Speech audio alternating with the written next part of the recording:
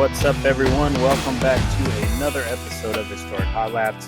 Had a pretty big weekend in motorsports, so let's just kick it off. We've got F1 back from the Dutch Grand Prix. Let's dive into the action from that. This one had it all: dominance, heartbreak, rookie glory, and a championship shakeup. So here's how it all went down. Winner, let's talk about it. Oscar Piastri delivered a masterclass, pole position, fastest lap, and led every single lap for a true Grand Slam. Nothing surprising here. That's his first in F1 of a total Grand Slam, though, and his seventh win of the season, putting him in a seriously strong spot heading into the final 9 races. Local hero Max Verstappen snagged second place to please the home crowd, and this one's where it gets fun. Third place, rookie Isack Hadjar stunned everyone by claiming his first ever F1 podium, making him the 5th youngest in history to do so. So we mentioned the championship shakeup, so let's talk about that real quick. Lando Norris looked like he was on for a second and a shot at closing the gap until an engine failure struck with less than 10 laps to go.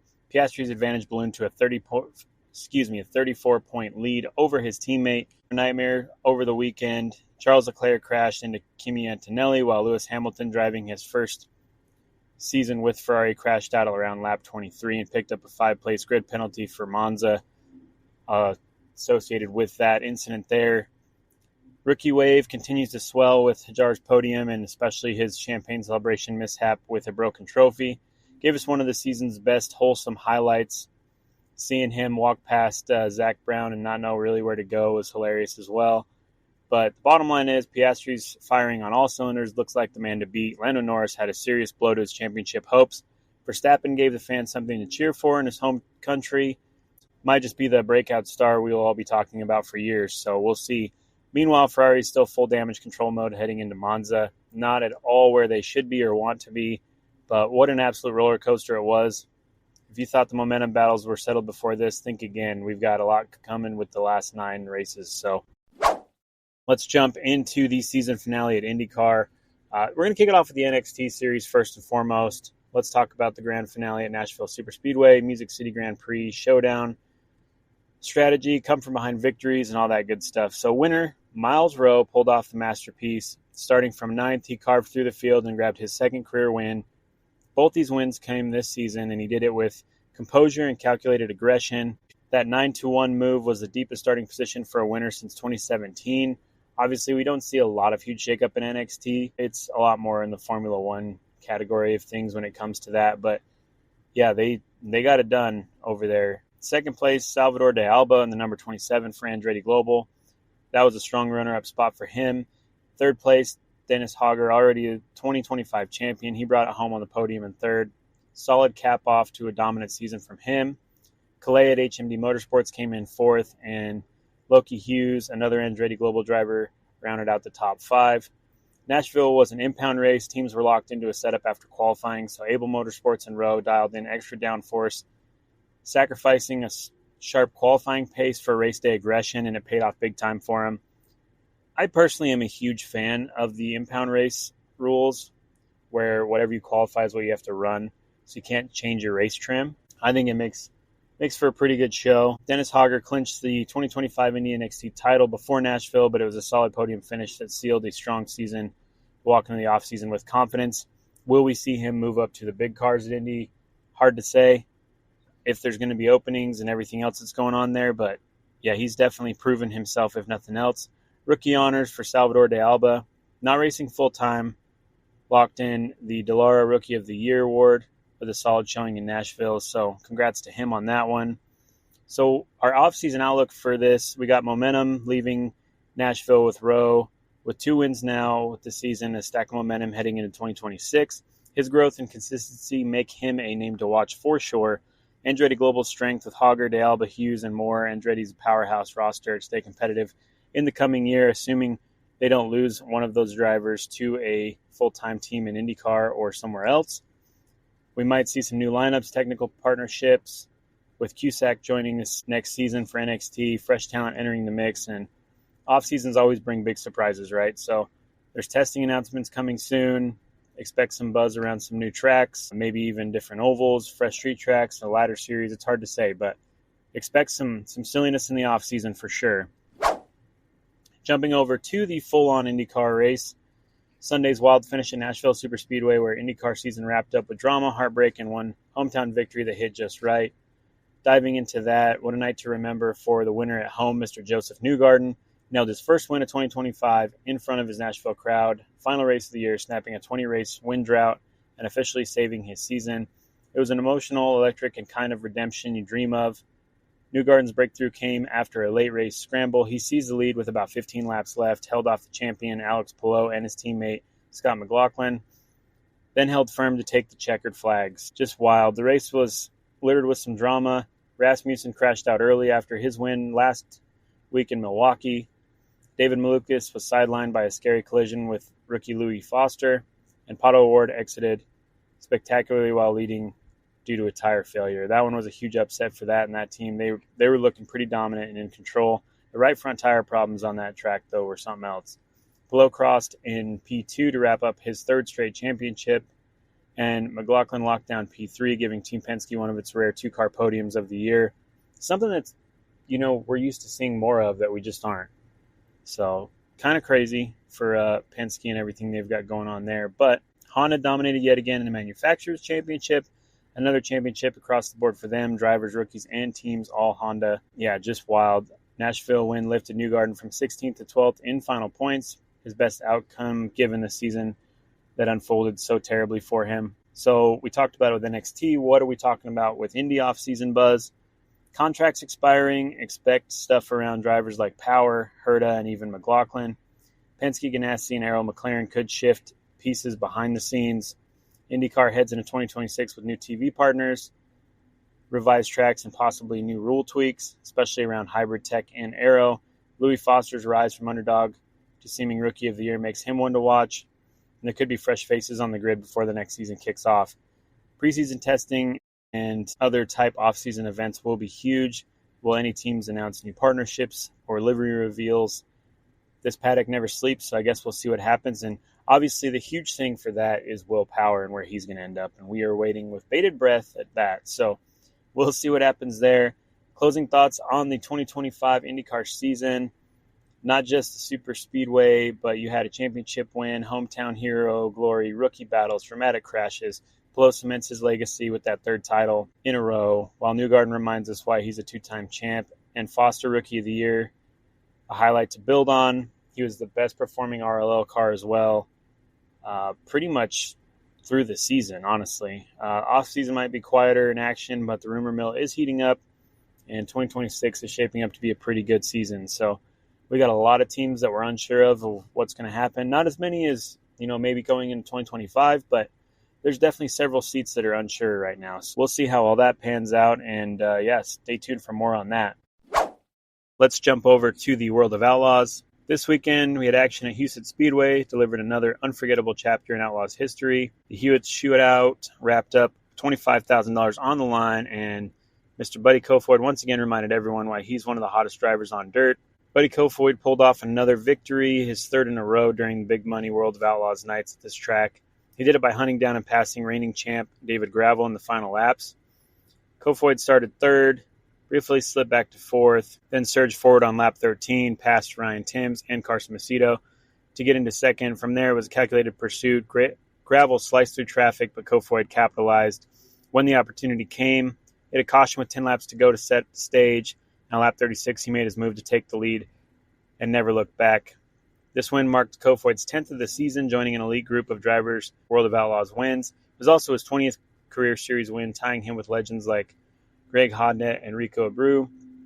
Plus, this marks his 5th overall win at Huset's, placing him behind Sammy Swindell, Mark Kinzer, and Steve Kinzer in all-time wins at that track. David Gravel settled for second, but extended his streak to 13 straight top 5 finishes with Big Game Motorsports. He dominated early, but Kofoid's late charge was just unstoppable for him. Podium rounded out with Macedo. He held on for third, capping off another strong weekend for him and his crew and continuing a September filled with momentum. We'll see what happens there for those guys. Getting close to the end of this is pretty awesome. So bottom line is Kofoid is on a tear, gets another win, another payday, and another statement that he's amongst the fiercest competitors when the stakes are the highest. David Gravel's consistency remains epic, 13 straight top 5s and counting. But Kofoid keeps pushing the bar, especially at the high bank tracks under pressure. Next, we got Vado Speedway Park in New Mexico for the first time since 2022, so we'll recap that on the next one. Expect fresh strategies and plenty more fireworks. Where are they going to show up with the speed there in New Mexico, and what are we going to see for a championship fight as we see Kofoid really trying to take the win here. Jumping over to the High Limit Series, Skagit Nationals. This year's Skagit Nationals wasn't just another race. It featured the richest winner's purse in a sprint car history, a whopping $126,000 up for grabs Saturday night. The one driver who had any kind of payday in his pocket on this end, only known by one name, Rico. Rico Abreu takes home the $126,000 prize. But let's kick it back to Thursday, the prelim. $10,000 to win. Abreu came from 7th on the grid, swept past mid-race leader Justin Peck. 5 laps to go, claimed victory. Not bad for opening night. So he got $10,000 there. Friday prelim, $20,000 to win. He wasn't done yet. Again, 3rd on the grid. Again, charging forward to nab another win, bringing his tally to 2 prelim victories. And then Saturday night's feature for $126,000. Success translated into feature dominance. Peck led the first 32 laps from pole, but with 8 laps to go, Rico launched a daring slider in turn 1 to overtake him, then drove away with an emphatic win, taking his 3rd straight Skagit Nationals. So final results, you had Rico first, Justin Peck in 2nd, Jason Pursley in 3rd. Tyler Thompson started 4th and ended 4th, so maintained there. Great for him and that team. And Justin Sanders rounded out the top 5. 4 cautions shook up the action. You had a collision on lap 1, a spin on turn 2, a wreck and another spin by Brad Sweet, but Rico shrugged it off, grabbed one of the biggest wins of his career, walked away with $156,000 in total, calling it his richest payday yet by no exaggeration. Add in his 15th win of the 2025 season, and you're looking at a dominant run. This win cements Abreu's reputation as Skagit Speedway specialist and possibly the most unstoppable force in high limit racing right now. Just say the guy can wheel it with style, precision, and timing nonetheless. So congrats to him and the team on that. All right.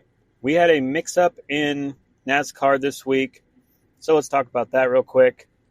Let's kick it off with the Xfinity Series. They were across the country from the other 2 series in Portland. Office Automation 147 at Portland International Raceway. Winner, let's just say it, Connor Zilisch, JR Motorsports rookie, absolutely owned the race. Pole position, both stages, fastest lap, checkered flag. He led 70 of 78 laps. Pulled off his 8th win of the season, which, by the way, sets a new rookie record. Final lap drama with just a few to go. Austin Hill forced Zilisch offline, sending him through the penalty lane while smoke poured off of his tire. It looked like a disaster, but in overtime, Zilisch reset, nailed the restart, stormed back, take control, grabbing the win with ruthless fashion, as they say. A top 5 finish, pretty well the youth movement. You had Zilisch, Sawalich, Sanchez, Eckes, and Austin Hill. Sweeping top 4 spots were rookies. First time in Xfinity history. Post-race inspection showed Zilisch was the winner there. No issues, no problems there from post-race inspection.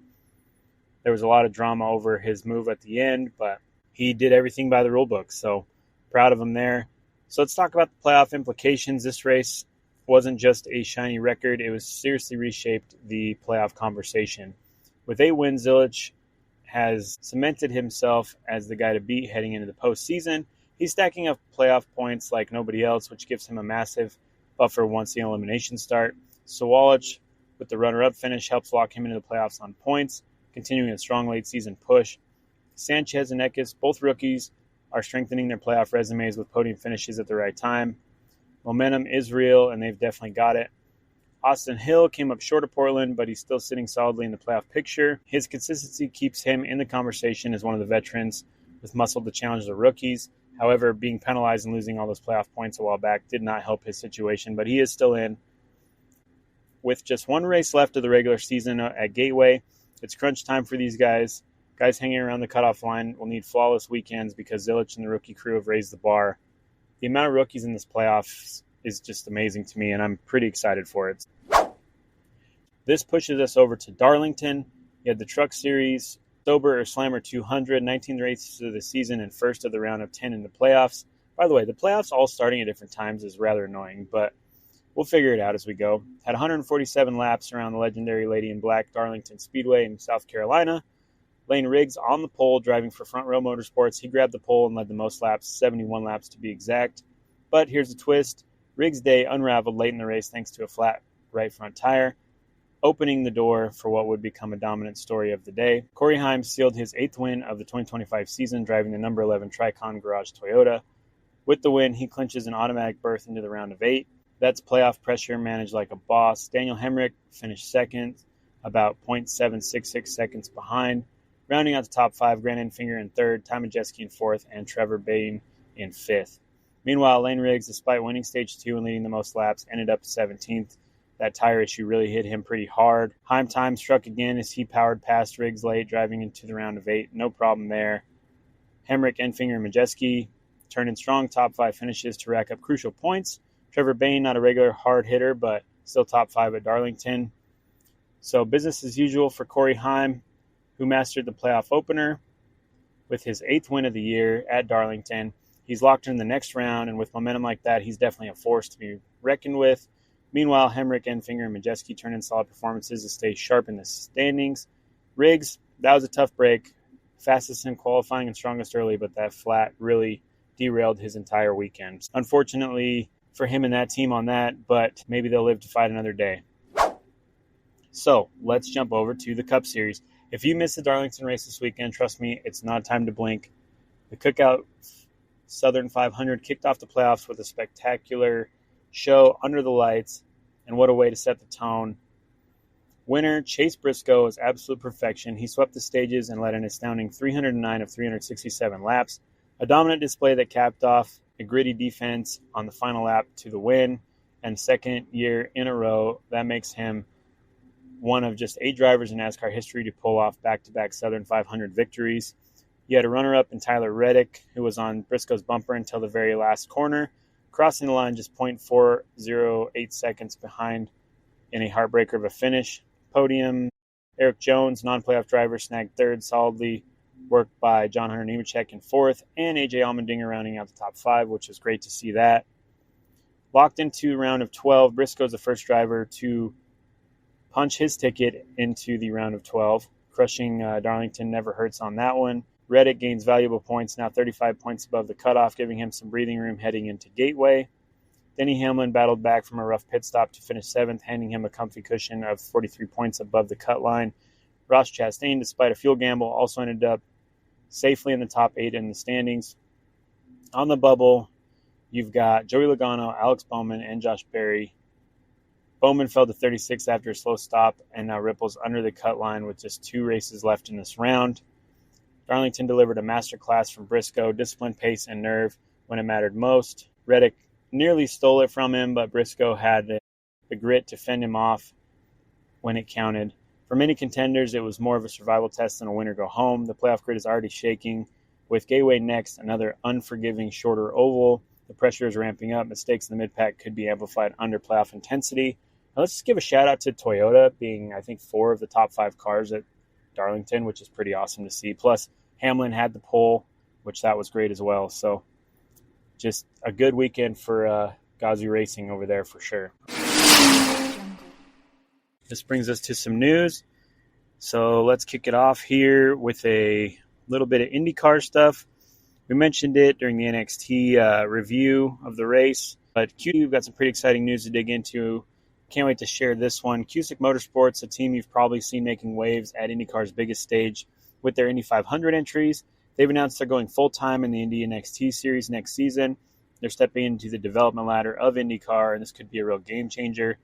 Cusick Motorsports was founded by Don Cusick, and if the name rings a bell, it's because the team has been partnered with outfits like Dry and Reinbolt Racing to bring entries into the Indy 500. They've helped give drivers like Stefan Wilson a chance to line up at the Brickyard, which is no small feat. Cusick isn't the biggest team on the grid, but they've got ambition, guts, and a knack for pulling together the right people at the right time. Now they're taking the same energy and planning it into Indy NXT, the series that develops tomorrow's IndyCar stars. This is where drivers hone their craft, learn the ropes, and basically fight tooth and nail for a chance to move up. So why is this a big thing? Well, Cusick isn't just dipping in their toe. They're committing to a full season. That means stability, consistency, and building a foundation. Teams that take Indy NXT seriously don't just prepare drivers, they prepare themselves for bigger things. It's like a training ground for both sides of the pit wall, the drivers and the teams, right?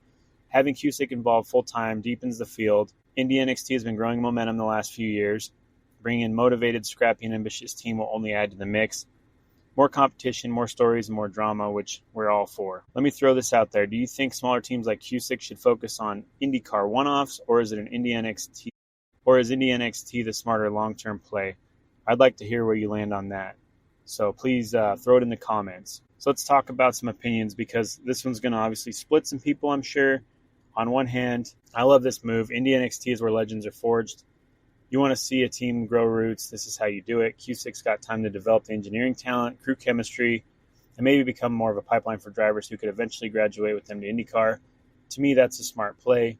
But I get the other side of the argument too. Some people say Cusick should keep swinging at the Indy 500 and spend their resources there. The 500 is where the spotlight is, and it's where sponsors want to be. It's where legacies are built. And let's be real, even a mid-pack finish in Indy gets more eyeballs than a win in an Indy NXT race.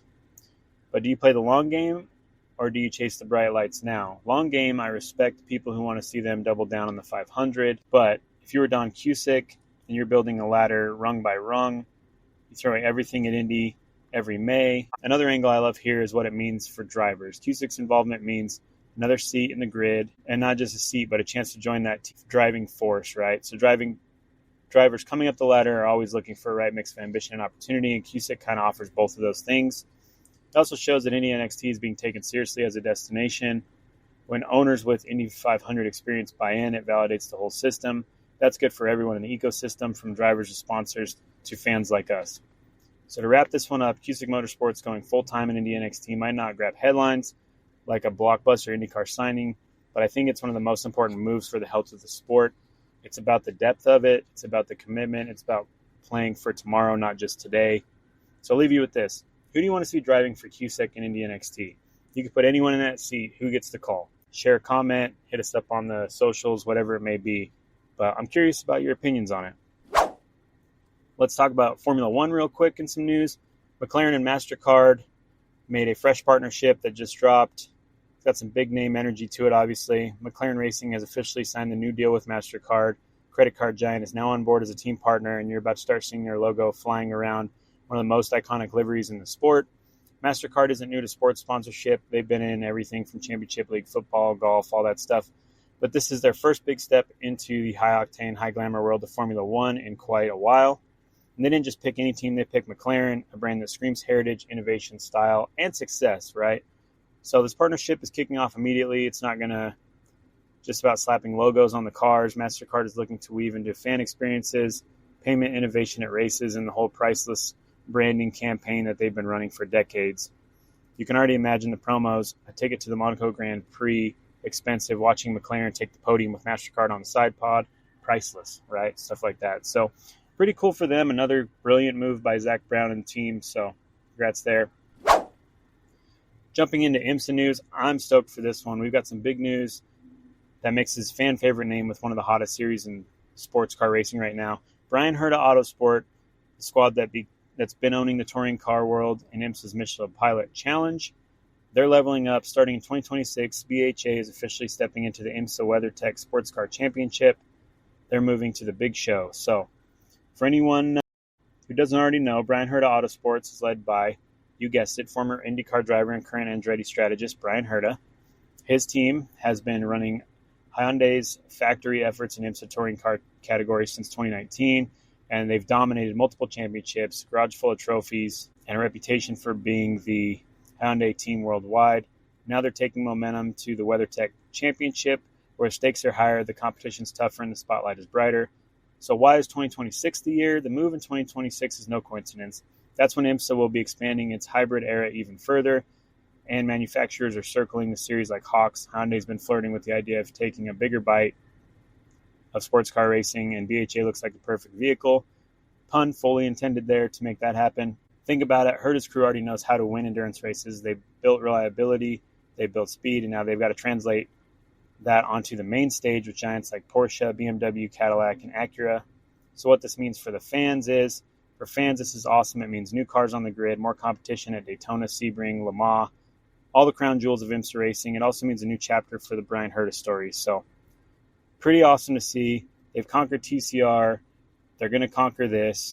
And, man, we're just excited to see them hang with the heavyweights. Now